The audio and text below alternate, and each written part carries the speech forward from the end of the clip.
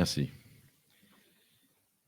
Madame la présidente du MEDEF, chère Catherine, monsieur le représentant de l'État, madame la sénatrice, chère Catherine, mesdames et messieurs les élus, mesdames et messieurs en vos grades et qualités, chers collègues et amis, je suis heureux de vous retrouver pour cette première rencontre du monde économique et du monde politique. Et je te félicite, chère Catherine, ainsi que l'ensemble de tes équipes, pour cette première édition qui, j'espère, sera suivie de nombreuses. Nous en avons besoin et les propos du président de la collectivité territoriale, réitérés ici même sur le souhait qu'il a de voir un rapprochement clair et pérenne du monde économique et du monde politique, a sonné comme une très bonne nouvelle. Je voudrais, il m'a été demandé de parler de l'industrie. Et l'industrie comporte plusieurs secteurs. Le bâtiment, quelquefois, la chimie, la plastiologie, l'agroalimentaire. Et j'ai choisi, pour éviter, j'ai compris qu'on n'avait pas 4 heures, et donc j'ai souhaité vous parler d'un secteur que je connais un peu, celui de l'industrie agroalimentaire. Sans vous abreuver de chiffres, je vais vous donner quand même quelques éléments. Le président a rappelé la situation globale de la Martinique, qui est plutôt au vert. L'IEDOM indique que la conjoncture, et notamment le taux de confiance des patrons, est plutôt positif. Une légère baisse de quelques dixièmes de points cette année versus l'année dernière. Je pense que c'est, au regard de ce qu'on a vu et sur d'autres secteurs, c'est quand même un élément très positif dont il faut se féliciter. Il y a également des recettes de l'octroi de mer. L'octroi de mer, c'est une ressource importante des collectivités, comme vous le savez, et les recettes de l'octroi de mer sont en augmentation de 15%. Ça signifie donc que l'économie a fonctionné, et notamment l'économie marchande. J'ajouterai également que la progression des effectifs salariés est de 2%, soit plus de 2600 emplois supplémentaires, tout de même. Il faut s'en féliciter. Et un recul de 6% des demandeurs d'emploi. En 2023, les indicateurs économiques restent au vert. On a noté, et Eddy Marajo nous en a parlé, un essoufflement de la consommation. La hausse des prix de l'alimentation, bien entendu, plus 10% depuis janvier 2023, est un élément important et qui pèse lourdement sur le pouvoir d'achat des ménages. Une légère baisse de l'énergie, moins 1,5%, et des services. En gros, le marché du travail conserve une dynamique favorable et le maintien des prévisions d'investissement sonne également comme une bonne nouvelle. Pour l'industrie agroalimentaire, elle est à 101 points, donc en croissance pour le deuxième trimestre 2023, soit le meilleur solde d'opinion, tout secteur confondu pour la période. Pour les autres industries, il est à 37,4 points, le BTP à 34, le commerce moins 53 points. Je parle du solde d'opinion, je ne parle pas de l'activité. Au vu de ces données positives, je pense qu'on peut dire que le poids de l'industrie dans l'économie martiniquaise est un poids important. Quelques chiffres concernant le nombre de postes par activité. L'industrie a 8 900 postes salariés. Ça représente 6,8% de la part des salariés. L'agriculture, c'est 3 788, soit 2,9%. La construction, 6 237. Bruno, tu me diras si je me trompe. 4,7%. Et le commerce, évidemment, 15 000 salariés, soit 11,5%. Donc l'industrie est un secteur important de notre économie. S'agissant des salaires, le salaire brut en industrie est de 38 865. La construction, 32 000. Et le commerce, 31 000. C'est donc un secteur majeur, stable, qui veut en croissance et en pleine croissance et pleinement acteur de l'économie martiniquaise.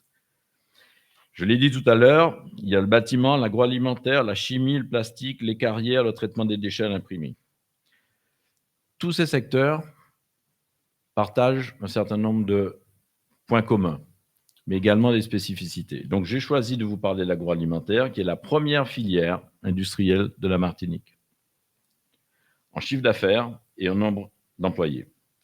500 millions de chiffre d'affaires, 33 millions réalisés à l'export, 255 entreprises et 1593 salariés, soit 26% de l'emploi manufacturier. Ce secteur, comme d'autres activités industrielles, a été frappé par la crise du Covid et les perturbations des approvisionnements des marchandises en entreprise. Vous vous en souvenez certainement. Et cette situation a au moins eu le mérite de faire prendre conscience, que ce soit en Martinique ou à l'Hexagone, de la nécessité d'avoir une production locale forte. L'importance de disposer également sur ces territoires d'une production locale solide, pouvant assurer la satisfaction des besoins essentiels des consommateurs. Cette nécessité est d'autant plus forte chez nous que notre éloignement des bases d'approvisionnement est importante. Il y a également des perturbations économiques sur les marchés mondiaux qui ont conduit à la spirale inflationniste que nous connaissons et qui a placé au cœur des préoccupations de la population ce sujet déjà sensible de la cherté de la vie. À ces difficultés conjoncturelles dont les observateurs qualifiés s'accordent à dire que nous aurions atteint le pic, se profile une lame de fond, qui est celle des multiples transitions auxquelles nous devons faire face, au premier rang duquel la transition écologique. Les économistes prévoient que cette transition écologique va nécessiter une augmentation de 10 à 15% de nos investissements. C'est donc un défi supplémentaire pour nos entreprises martiniquaises, pour les entreprises mondiales, mais les entreprises martiniquaises, mais également des opportunités pour nos jeunes, et notamment ceux qui nous écoutent. Il y aura des opportunités en Martinique pour pouvoir développer toutes ces nouvelles activités qui vont nécessairement découler de cette transition écologique. Les niveaux d'investissement sont particulièrement élevés dans l'agroalimentaire. Le financement, tu en parlais, Patrice, mais le financement des outils de production, le renouvellement, la modernisation, les diversifications de ces productions nécessitent quelquefois des investissements de 10 à 15% du chiffre d'affaires de ces entreprises. Et quelquefois, pour certains projets, on peut aller jusqu'à 30%. C'est à ce prix, et c'est à ce prix uniquement, que l'on peut garder une compétitivité sur le plan qualitatif qui est exigée par les consommateurs. Il ne viendrait à l'esprit de personne d'avoir une industrie locale dont les produits seraient de qualité inférieure à celle de la métropole. Ça nécessite également, de la part des salariés, des niveaux de compétences élevés, associés bien entendu à une rémunération qui est aussi élevée. Ainsi, 47% du personnel a un niveau licence ou master. Ce qui veut dire que la moyenne des salaires est de l'ordre de 40 000 € brut annuels. Et ces emplois couvrent une très large variété de secteurs. Des achats, la production, la R&D, le marketing, le commercial et la logistique. Nous sommes à la recherche permanente, nos entreprises industrielles et agroalimentaires martiniquaises sont à la recherche permanente de nouveaux cadres, de nouveaux salariés qui viendront développer et aider la croissance de nos entreprises. Les industries agroalimentaires sont ainsi caractérisées par des niveaux élevés de frais fixes, qui est le problème majeur en termes de compétitivité pour nos entreprises. Elles sont d'autant plus importantes qu'elles sont soumises à une réglementation très conséquente, réglementation sanitaire, et extrêmement rigoureuse, notamment sur la sécurité alimentaire. Et quand on a la chance d'être producteur local d'une franchise métropolitaine, ces exigences sont encore doublées. Je vais vous donner un exemple. Pour une production de yaourt que je connais un peu, il nous a été demandé d'installer des rayons X qui permettent de vérifier qu'aucun corps étranger ne figure dans les produits. C'est excellent pour le consommateur, mais ça pèse très lourdement sur le compte d'exploitation et la compétitivité des entreprises. La question de des montants de ces investissements et du niveau de frais fixes est aggravée par la localisation de nos entreprises industrielles, en zone sismique souvent, cyclonique, et la taille du territoire. Enfin, last but not least, la petite taille de notre marché est le facteur le plus défavorisant en termes de rentabilité, voire de viabilité de nos industries agroalimentaires. Ce handicap est aggravé par les conditions suivantes. D'abord, une non-proportionnalité du coût des matériels par rapport à leur capacité de production. Un exemple simple, une ligne de fabrication à 40 000 bouteilles à l'heure, qui est une ligne moyenne, ne coûte pas 2 fois plus cher qu'une ligne à 20 000, mais simplement 10 à 15 %. Autrement dit, si vous avez un marché qui est capable d'utiliser une ligne à 40 000, votre productivité sera bien meilleure qu'une petite entreprise. D'autre part, la taille et les économies d'échelle. Certains groupes, toujours dans le domaine du yaourt, ferment des entreprises considérées comme non rentables qui font 300 000 tonnes par an.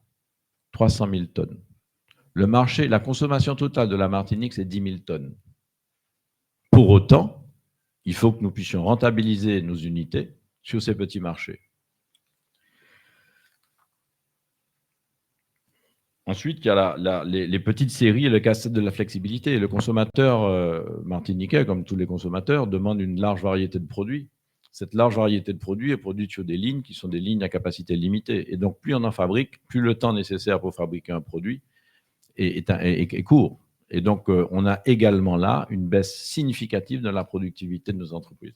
Tous ces éléments, ce que je veux dire, c'est que les handicaps structurels qui sont des véritables freins à la compétitivité de nos produits ne peuvent être compensés que par des aides structurelles qui sont aussi permanents que nos handicaps. D'ailleurs, les règles européennes, et notamment l'article 349, permet d'avoir ces aides. Un des outils majeurs d'aide à la compétitivité, c'est l'octroi de mer. Et cet outil est souvent remis en question, ce qui nuit à la visibilité, à la connaissance de l'avenir dont nous avons besoin, nous, chefs d'entreprise, pour pouvoir investir sereinement. Et je voudrais le dire très fortement, sans le maintien de ces aides, aucune entreprise agroalimentaire martiniquaise ne pourra survivre. Je répète, aucune. La différence de compétitivité est telle, et je vais vous donner un exemple, que si nous ne disposons pas de ces aides ou elles sont réduites, c'est progressivement la disparition du tissu industriel de production. Nous fabriquons aujourd'hui, les entreprises de l'embouteillage, environ 100 millions de cols. Nos concurrents métropolitains, le plus gros d'entre eux, il est vrai, en fabriquent 6 milliards. Et donc, vous comprenez bien que ça impacte très largement la compétitivité des produits et nous ne nous battons pas à armes égales. Il nous faut donc impérativement disposer de ces aides pour compenser ces handicaps structurels. Le président Letchimy l'a rappelé, la Martinique perd en moyenne 1% de sa population chaque année. Et si la tendance se poursuit, il vous a donné les chiffres, c'est 212 000 habitants.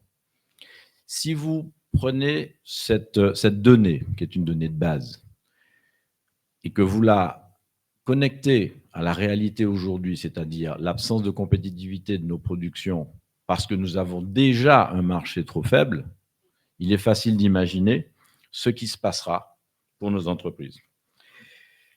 Je voudrais, pour conclure, vous dire que, en ce qui me concerne, il n'y a guère d'activité plus gratifiante que de nourrir sa population. Et c'est le rôle d'une industrie agroalimentaire. Mais cette autonomie ne sera atteignable par le développement des synergies partenariales entre les mondes agricoles et industriels que nous appelons de nos voeux. La structuration des filières de production pour viabiliser les rendements et faciliter l'écoulement des produits. Le renforcement des partenariats avec le secteur de la grande distribution, qui sont nos partenaires essentiels, historiques de la production locale. Ils promeuvent au quotidien nos productions locales. Il a été créé une marque collective qui s'appelle Cœur Martinique et qui permet de matérialiser les impacts positifs de cette synergie entre acteurs, entre les différents échelons. Il convient d'encourager son développement pour augmenter encore la part de cœur des Martiniquais pour leur production locale. Il y a également la promotion des produits de terroir, issus de la R&D ou d'un savoir-faire local unique, mis au point par les filières d'excellence. Le rhum en est un excellent exemple. Ce sont des produits qui sont des produits de terroir, qui sont développés à l'international sur des marchés mondiaux, sur lesquels les prix sont des prix confortables élevés, mais qui sont nourris justement par un univers d'excellence. Et donc, il faut que nous puissions gagner cette bataille de l'excellence. En conclusion, je dirais que face au développement, je sais que je l'ai déjà dit, mais je le répète, face au développement de la délinquance et de la vigilance, par ignorance ou par désespérance de nos populations, face à l'incertitude ou au déficit d'attractivité dont souvent font l'objet de nos territoires, et qui conduisent nos jeunes à les déserter, nous, acteurs économiques et politiques, nous avons une responsabilité à la fois immense, essentielle, et je dirais imprescriptible, d'engager dès aujourd'hui, au profit de nos enfants et nos petits-enfants, la construction d'un écosystème économique, social et environnemental qui soit favorable à l'épanouissement professionnel et familial des générations futures. Je vous remercie. Merci à vous, Monsieur Clerc, pour cette présentation détaillée. Et si le Covid aura servi à au moins une chose, c'est nous rappeler qu'il faut garder un œil sur le secteur de la santé. Après 2 années très compliquées pour la Martinique, Jérôme Lebrière, directeur général du CHU de Martinique, va nous présenter le bilan du secteur